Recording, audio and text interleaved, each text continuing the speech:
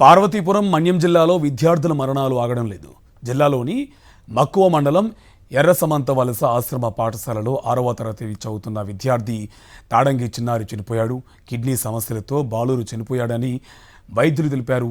విద్యార్థి మృతదేహంతో ప్రజా విద్యార్థి సంఘాల నాయకులు పెద్ద ఎత్తున ఆందోళన చేపట్టారు.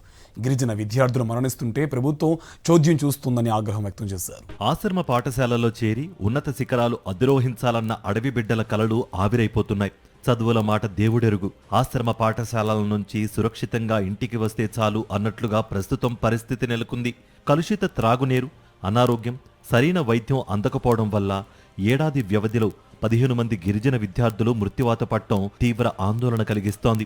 గిరిజన శాఖ మంత్రి సంధ్యారాణి సొంత నియోజకవర్గం సాలూరులోనే 4 విద్యార్థులు చనిపోయారు. తాజాగా పార్వతీపురం మన్యం జిల్లాలో 11 ఏళ్ల వయసున్న చిన్నారి అనే విద్యార్థి కిడ్నీ సమస్య బారిన పడి ప్రాణాలు కోల్పోయాడు. పార్వతీపురం మన్యం జిల్లా మక్కువ మండలం పనసభద్ర పంచాయతీ మూలవలస గ్రామానికి చెందిన తాడంగి చిన్నారి మృతి చెందాడు.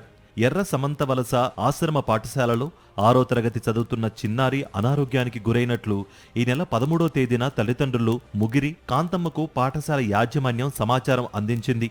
చిన్నారి తల్లిదండ్రులు అదే రోజు పాఠశాలకు చేరుకుని విద్యార్థిని సాలూరు ఏరియా ఆసుపత్రికి తీసుకువెళ్లారు.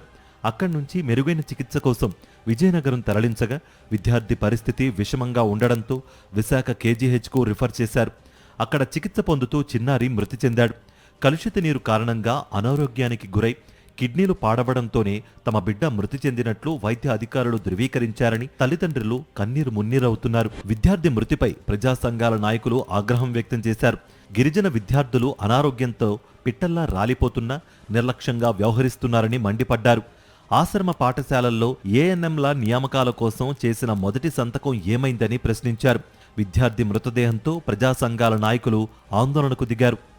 ఒక 6వ తరగతి చదువుతున్న అబ్బాయికి కిడ్నీ ఫెయిల్ అవడానికి కారణం ఏమిటి? దీనికి ప్రభుత్వం ఖచ్చితంగా వాళ్ళ నిర్లక్ష్యం ఇక్కడ ఎందుకు ఉందంటున్నామంటే 8వ తేదీ నుంచి హాస్పిటల్లో తిరుగుతున్నటువంటి అబ్బాయికి ఏ టెస్టులు చేయకుండా ఏదైతే సమగ్రంగా పరిశీలన చేయకుండా పట్టించుకోకపోవడం ఫలితంగానే హాస్పిటల్ పట్టించుకోవడం ఫలితంగానే ఇవాళ అబ్బాయి చనిపోవడానికి కారణం, ముఖ్యమైన కారణం.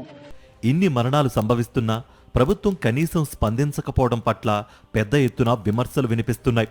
చంద్రబాబు ప్రభుత్వం మొద్దు నిద్రతో ఎంతో భవిష్యత్తు ఉన్న చిన్నారుల ప్రాణాలు గాలిలో కలిసిపోతున్నాయి.